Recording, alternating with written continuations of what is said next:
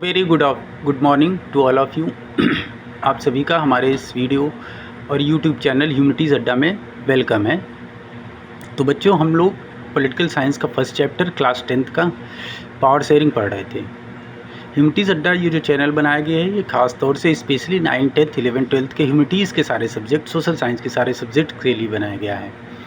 आप जो भी वीडियोज़ अपलोड हो रही है उसको देखें, उसको लाइक करें, सब्सक्राइब करें चैनल को और शेयर करें और भी स्टूडेंट्स के साथ जो इन सोशल स्टडीज़ और ह्यूमैनिटीज़ के सब्जेक्ट्स को पढ़ना और समझना चाहते हैं। और अपने कमेंट ज़रूर करें जिससे हमें ये पता चल सके कि वीडियो में क्या इम्प्रूवमेंट करना है, क्या चेंज करने चाहिए और आप किस टॉपिक पे वीडियो चाहते हैं, किस तरह के।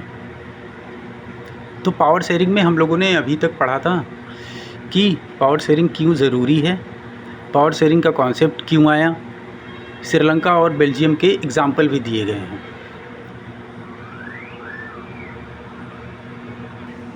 श्रीलंका जो कि एक एशियन कंट्री है और बेल्जियम जो कि एक यूरोपियन नेशन है, इन दोनों में अलग अलग एथनिक ग्रुप के लोग रह रहे थे और इनके पॉपुलेशन का परसेंटेज भी अलग था, जिसकी वजह से एक बड़ी ही डिफरेंट सिचुएशन क्रिएट हो जा रही है इन दोनों ही कंट्री में। तो पावर शेयरिंग करने के लिए कि कंट्री में किसी भी तरह का डिस्प्यूट, स्ट्रगल ना हो, दोनों कंट्रीज़ ने अलग अलग रास्ते अपनाए, जिसमें बेल्जियम ने एक प्रूडेंट या इंटेलिजेंट वे अपनाया जिससे कि डच और फ्रेंच लोगों के बीच में कोई स्ट्रगल ना होने पाए।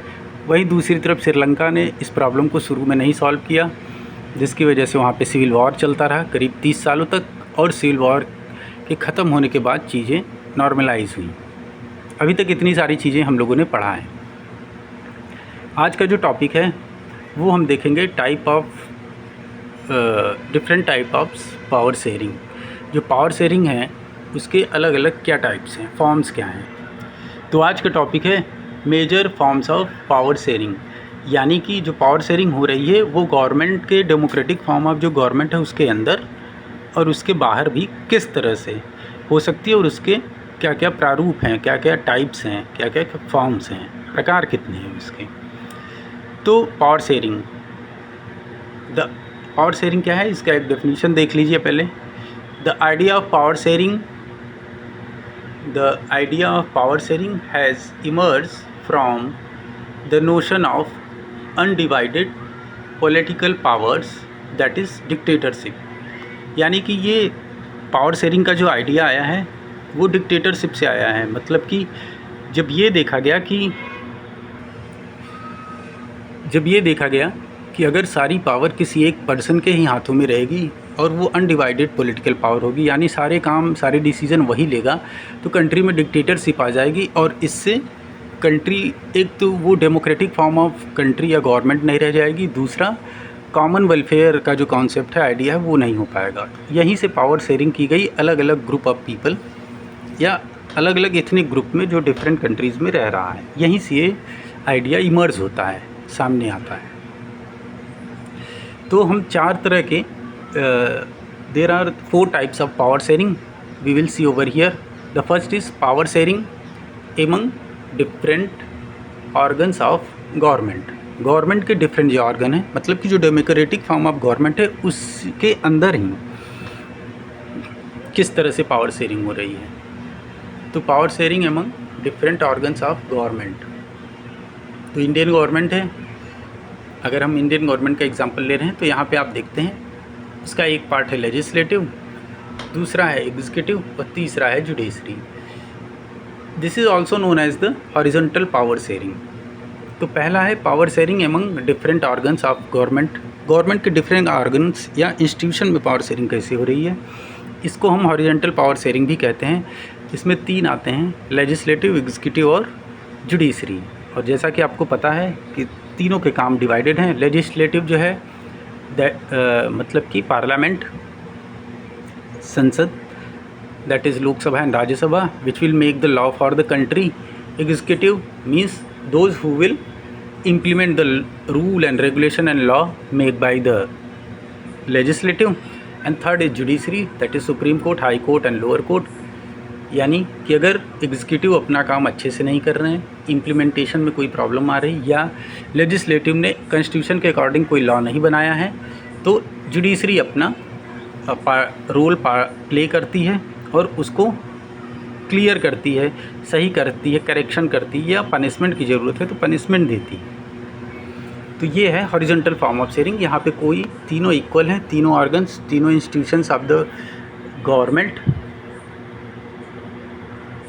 और जो दूसरा सेकंड फॉर्म ऑफ गवर्नमेंट है पावर शेयरिंग का, जो दूसरा टाइप है पावर शेयरिंग का, वो है power sharing among government at different level. Government के डिफरेंट लेवल्स में, गवर्नमेंट के अलग अलग स्तर पे किस तरह से पावर शेयरिंग की गई है, इसको हम वर्टिकल पावर शेयरिंग भी कहते हैं। इसमें आप देखेंगे यूनियन गवर्नमेंट है सबसे ऊपर, फिर नीचे स्टेट गवर्नमेंट है, फिर लोकल गवर्नमेंट है। यहाँ आप इस तरह समझ सकते हैं कि यूनियन गवर्नमेंट मतलब सेंट्रल गवर्नमेंट, केंद्र सरकार, स्टेट गवर्नमेंट मतलब राज्य सरकार, जो राज्यों में सरकार है जिसको मुख्यमंत्री या चीफ मिनिस्टर चला रहे हैं, और लोकल गवर्नमेंट से मतलब है कि गाँव में ग्राम पंचायत होती है और शहरों में होता है नगर पालिका, इसको हम लोकल गवर्नमेंट बोलते हैं। और आप देखेंगे कि नगर पालिका या ग्राम पंचायत से ज़्यादा पावरफुल स्टेट गवर्नमेंट है और स्टेट गवर्नमेंट से ज़्यादा पावरफुल यूनियन या सेंट्रल गवर्नमेंट है। तो ये एक वर्टिकल पावर शेयरिंग है जहाँ नीचे से ऊपर जाने पे पावर बढ़ता जाता है।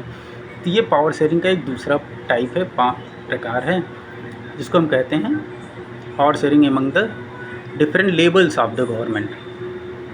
अब हम इसके तीसरे टॉपिक पे आते हैं। जो थर्ड टाइप है, तीसरा प्रकार, वो है power sharing among different social groups. Social groups क्या हैं? आपने अपनी सोसाइटी में देखा होगा कि अलग अलग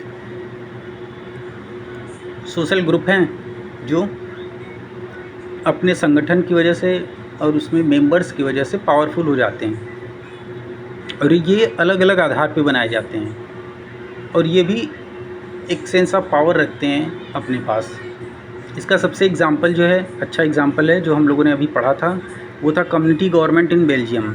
बेल्जियम ने कम्युनिटी गवर्नमेंट बनाया था, जो कि भाषा यानी कि रिलीजियस एंड लिंग्विस्टिक ग्रुप, यानी कि भाषा के आधार पर बनाया गया था। डच लोगों के कम्युनिटी गवर्नमेंट अलग थे, फ्रेंच लोगों के कम्युनिटी गवर्नमेंट अलग थे, और ये अलग अलग अपने ग्रुप का ख्याल रखते थे। तो power sharing among different social group में पहला आ जाएगा रिलीजियस एंड लिंग्विस्टिक ग्रुप, यानी ऐसे ग्रुप जो या तो धर्म के आधार पर बनाए गए हैं या भाषा के आधार पर बनाए गए हैं, जिसका एक एग्जांपल है हमारा कम्युनिटी गवर्नमेंट इन बेल्जियम।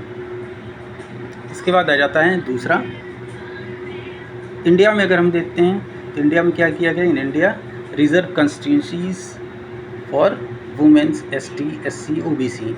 यहाँ पे क्या है, जातिगत आधार पे या जेंडर के आधार पे कुछ ग्रुप को रिजर्व कंस्टिट्यूंसी यानी रिजर्व सीट दे दी गई है, जिससे वो उनके बीच में पावर शेयरिंग हो सके और वो भी गवर्नमेंट का हिस्सा बन सकें।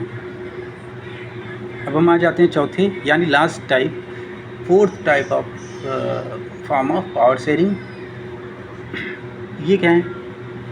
तो जो चौथा प्रकार है, टाइप है, वो है power sharing among political parties, pressure group and movements.